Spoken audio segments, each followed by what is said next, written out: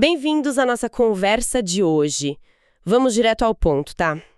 Pensem em um casarão antigo, lá na Vila Mariana, em São Paulo, anos 50. E imaginem esse lugar. Tinha um porão, assim, meio psicodélico na decoração, um pai que era ex-sargento e obcecado por discos voadores, por ciência meio doida. E também o que a própria Rita Lee descreveu como um harém desvairado de mulheres super inteligentes. Foi nesse cenário, sabe, que ela cresceu. Hoje a gente vai mergulhar em alguns trechos que selecionamos de Rita Lee, uma autobiografia. Não é bem uma análise da música dela, tá? É mais um olhar íntimo mesmo, para as origens, para essa família excêntrica, para as experiências que formaram a artista. Tudo contado por ela com aquela sinceridade e humor ácido que a gente conhece. Exato. E é muito interessante já notar essa mistura que ela traz, né? Das heranças, o pai americano com aquela coisa protestante, maçônica, e a mãe italiana, católica, fervorosa. Esse mix cultural todo parece ser a base para entender essa personalidade que ela mesma brinca, né? De ser bipolar com um pé no trifásico. Uma complexidade que está ali desde sempre. Com certeza. E a nossa ideia aqui é, desvendar um pouco de onde vem essa irreverência toda, essa força para levantar depois das quedas e, claro, o humor dela. Vamos buscar lá nas memórias de infância, de adolescência, começo de carreira, aqueles detalhes, sabe, que mostram uma pessoa por trás do mito. Então, vamos começar por esse casarão. A descrição que ela faz da casa na Joaquim Távora é muito legal. Aquele porão cheio de recortes, paisagens, santinhos. E o pai, o Charles, cuidando da horta e do Jeep Willys dele de 1951, com uma disciplina quase militar, né? Ela conta que ele até cobria o motor com cobertor para não esfriar. Coisas assim. É quase uma família Addams brasileira, como ela mesmo diz, né? O pai dentista, 45 anos mais velho, corintiano roxo, fã de Inezita Barroso, mas também ufólogo. Uma figuraça. E a mãe, a Chesa, italiana, palmeirense, olha o clássico aí. Católica, descrita como linda, engraçada, mas um pouco, talvez ingênua. Um contraste constante ali dentro. E o tal harém desvairado. As irmãs, né? A Mary Lee, mais velha, super inteligente, mas que tinha um complexo com o cabelo pichame, como Rita chamava. E a Virginia Lee, a do meio. Gênio, meio difícil, mas super protetora e talentosa com as mãos. E ainda tinha outras figuras maternas por perto. A Balu, madrinha e cúmplice, e a Caru, irmã adotiva italiana. Era um núcleo feminino bem forte ali. O dia a dia devia ser uma loucura. Imagina a briga pelo banheiro único com 5 mulheres e o pai acordando de madrugada. As brincadeiras no terraço, onde ela diz ter visto um OVNI pela primeira vez, os gatos escondidos no porão para fugir do pai, e a tristeza quando o gatinho Pedrinho morreu. Pequenos dramas e alegrias que vão marcando, né? Sim, e as primeiras influências culturais chegando, né? Primeiro o rádio, tocando Carmen Miranda, Emilinha, depois a TV Tupi, que foi parar no porão porque o pai não curtia muito, assistia um novela escondido, mas só até às 9 da noite, porque às 5 da manhã o pai já estava acordando todo mundo, tipo quartel mesmo. Esse ambiente todo, essa disciplina rígida do pai misturada com a cumplicidade das mulheres, as regras e as escapadas, isso vai formando a base dela, né? O contraste é a chave aqui. E falando em marcas profundas, né? Tem um episódio que ela conta que é bem pesado, o abuso que ela sofreu com 5, 6 anos pelo técnico da máquina de costura Singer. Foi algo rápido, violento, enquanto a mãe estava no telefone. Um trauma que, segundo ela, ficou ali meio não dito na família.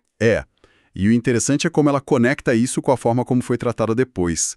Ela fala que virou a aleijadinha psicológica, super protegida, nunca levava bronca, mesmo aprontando. Ela mesma sugere que talvez a família visse as futuras transgressões dela, drogas, prisão, como um reflexo daquela dor lá atrás. É uma leitura muito forte, né? De como um trauma reverbera. E o álbum de figurinhas do Peter Pan que ela ganhou logo depois virou esse refúgio. Total, essa busca por refúgio e essa identidade se formando nos contrastes, isso aparece também nas lembranças das férias.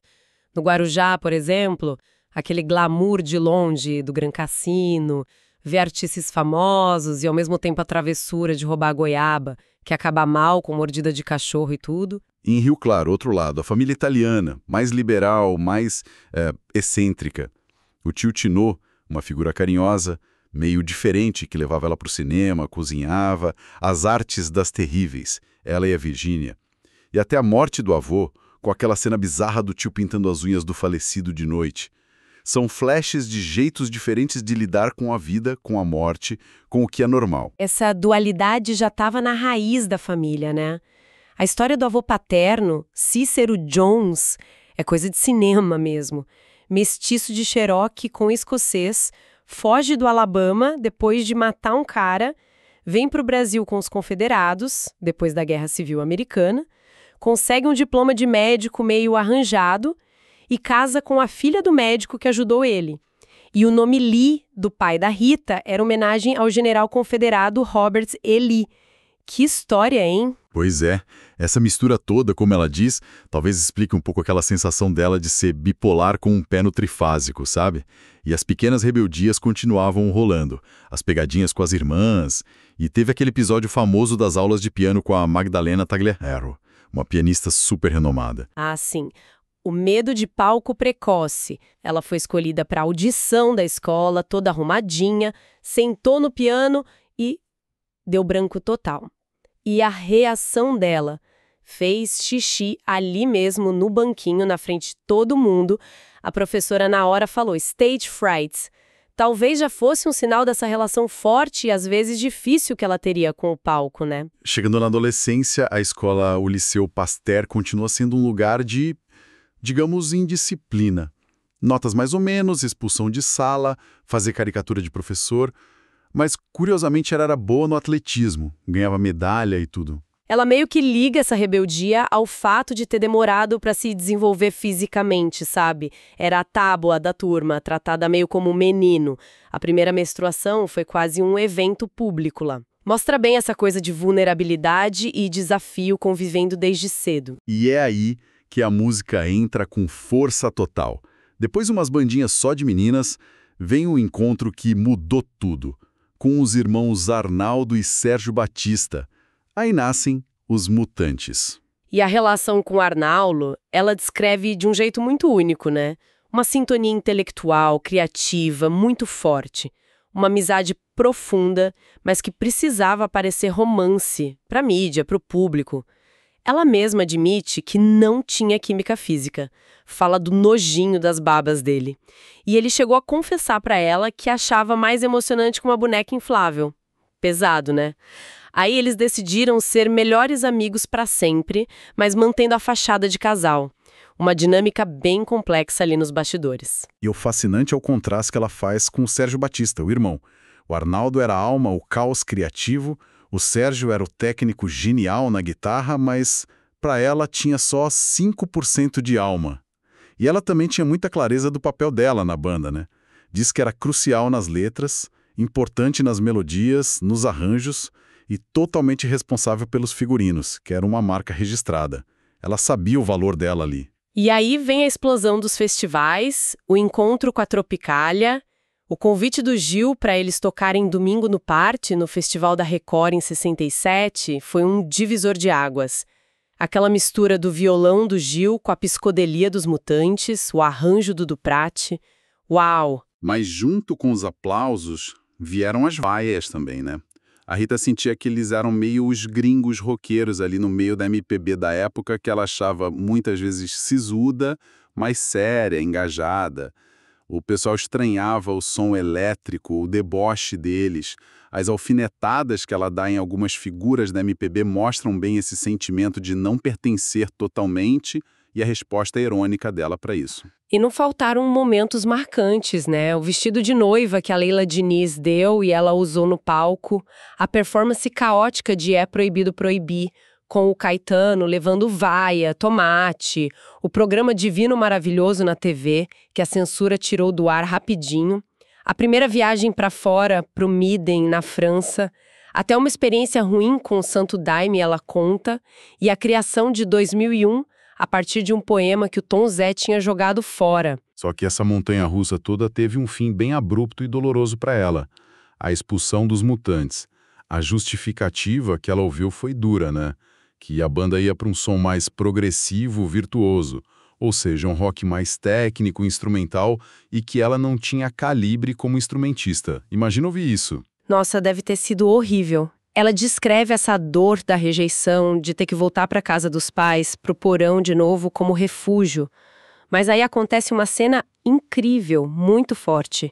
O pai, o sargento Charles, desce lá no porão e divide um baseado com ela. Um gesto totalmente inesperado, de cumplicidade, de aceitação, vindo justo dele. Talvez isso tenha sido fundamental para ela começar a se reerguer, né? Com certeza. Esse momento parece ser um ponto de virada mesmo. Aí vem a necessidade de mudar de ares, a viagem para Londres. Lá ela muda o visual, adota o cabelo vermelho com rena, vive umas aventuras bem loucas, tipo assistir show do Yes chapada de ácido e parar no palco, ou roubar umas botas da loja famosa, a Biba, e traz de volta um colar com contas de LSD que animou umas festas aqui no Brasil. É nesse período de volta, de transição, que começa a nascer o Tutti Frutti. Ela se junta com a guitarrista Lucia Turnbull, depois chega o baixista Lee Marcucci, o guitarrista Luiz Sérgio Carlini. E o nome Tutti Frutti foi dica do escritor Antônio Bivar, que falou para ela fazer um som mais direto, mais rock and roll mesmo. A estreia foi num lugar bem alternativo, o porão do Teatro Ruth Escobar. E a Rita tinha uma intenção muito clara ali, mostrar que mulher também fazia rock pesado, rock de qualidade. Era para desafiar o machismo da cena, né? Uma afirmação tipo, rock também se faz com útero e ovários. Mas o começo não foi fácil, não. Gravaram um disco inteiro doidão de ácido, que a gravadora, claro, rejeitou. Mas o André Midani, que era o chefão da Polygram, bancou uma segunda chance. Aí veio Atrás do Porto Tem uma Cidade, que já começou a dar um burburinho. E o estouro mesmo vem em 75, com o álbum Fruto Proibido. Músicas como Oveia Negra, Agora Só Falta Você, viraram hinos, né? Todo mundo cantava. Um sucesso gigantesco, mas que trouxe desafios também. Ela teve que fazer uma cirurgia séria nas cordas vocais porque forçou demais a voz. E é nessa época também que acontece outro encontro-chave. Roberto de Carvalho. Ele tocava com Ney Matogrosso na época. A sintonia musical e pessoal entre eles foi imediata, muito forte. Só que logo depois, em 76, veio um baque pesado, a prisão. O estopim foi um depoimento antigo sobre a morte de um fã num show dos Mutantes anos antes. Dias depois, a polícia bateu na casa dela. A Rita sempre achou que as drogas que acharam foram plantadas, pela quantidade, pelo jeito. E o pior foi que a gravidez dela, que estava no comecinho e nem a família sabia, vazou para a imprensa durante a prisão. Imagina o choque. Ela conta muito do apoio da Elis Regina, né? Que foi visitá-la na cadeia. Um ato de coragem enorme na época da ditadura. No final, ela pegou 1 ano de prisão domiciliar. Foi um período difícil, claro, mas que de certa forma acabou fortalecendo a união dela com o Roberto. Sim. A partir dali, a parceria com o Roberto virou o centro de tudo, né? Na vida e na carreira. Ele se tornou guitarrista, arranjador, produtor, o principal parceiro nas composições. E o sucesso depois da prisão foi ainda maior. Começou logo com o Arrombou a Festa, aquela sátira da MPB que ela fez com Paulo Coelho, um hit estrondoso. Aí se consolidou a carreira solo dela, embora às vezes ainda saísse como Rita Lee em Tutti Frutti, ou depois Rita Lee Roberto de Carvalho. Vieram os filhos, o Beto, o João, que é o Juca, e o Antônio, o Tui. E a amizade com eles se aprofundou muito nesse tempo. Elas trocavam muita confidência. Por isso a morte da Elis tão cedo foi um golpe devastador para Rita. O final dos anos 70 e o comecinho dos 80 foram de um sucesso absurdo, né? Até internacionalmente. Lança Perfume, Saúde, venderam horrores lá fora. As turnês eram gigantes, aquela vida na estrada, bem intensa. Mas os anos 80 e 90 tiveram seus altos e baixos também. Teve envolvimento com aquele guru, Thomas Green Morton, que depois ela expôs como charlatão. Rolou crítica pela performance no Rock in Rio 1, em 85. Alguns discos tiveram menos impacto. E ela enfrentou uma luta séria contra o alcoolismo. Chegou a ser internada para desintoxicar. E teve aquele acidente horrível, né? A queda da varanda na casa de campo. Ela estava sob efeito de álcool e roipinol, um sedativo forte. Quebrou a maxilar, foi super grave. A A recuperação foi longa, precisou de cirurgia, pino de titânio, ela até se apelidou de Pífia Maria Colada. Mas foi nessa recuperação que o Roberto pediu ela em casamento, oficializando a união de décadas. Mas mesmo com as crises, ela sempre se reinventava, né? Impressionante. O formato Bossa Hall, que misturava rock com um arranjo de bossa nova, fez um sucesso que ninguém esperava. O Acústico MTV também foi um sucesso, reuniu vários amigos, lançou discos bons como Santa Rita de Sampa, Balacobaco, e teve umas participações bem legais na TV, tipo no Saia Justa. Até que ela decidiu se aposentar dos palcos. Anunciou meio de surpresa num show no Rio, e logo depois teve aquele episódio meio tenso em Aracaju, que ela discutiu com policiais no palco, foi detida rapidinho, acabou sendo o último show mesmo. Era a busca por mais tranquilidade, né? Sair daquela rotina pesada. E nas reflexões finais do livro ela fala do envelhecer sem filtro, da relação com a fama, agora como pós-famosa anônima. Ela diz, e mantém aquela autocrítica afiada, né? Nunca foi um bom exemplo, mas era gente boa. E reafirma a importância dos bichos na vida dela, da família, e da sobriedade, que foi uma conquista difícil. Olhando para essa história toda que ela conta na autobiografia, o que mais me chama atenção é essa capacidade incrível de se reinventar. Da menina do casarão doido à roqueira expulsa da banda, da superestrela lidando com fama, filhos, vícios, até a mulher mais velha buscando paz. E tudo contado com uma honestidade que desarma. E um humor que tá lá até nos momentos mais difíceis. É a marca dela, né? Totalmente. E o que fica dessa história toda, né, para quem tá ouvindo, essa trajetória da Rita com tantos altos e baixos, quedas e recuperações, essa relação complicada com a família, com o sucesso, com ela mesma, acho que fala muito sobre resiliência, sabe? Sobre achar a própria voz num mundo que vive tentando encaixar a gente em caixinhas. Sobre ter a coragem de ser a tal ovelha negra, mesmo que isso signifique ir contra tudo e todos, e às vezes se machucar no caminho. Talvez seja sobre aceitar as próprias contradições. Uma coisa, a Rita se chama de impostora ou de personagem várias vezes no livro. Fico pensando, até que ponto uma autobiografia, mesmo a mais sincera, é sempre uma espécie de construção, uma edição que a gente faz da própria memória.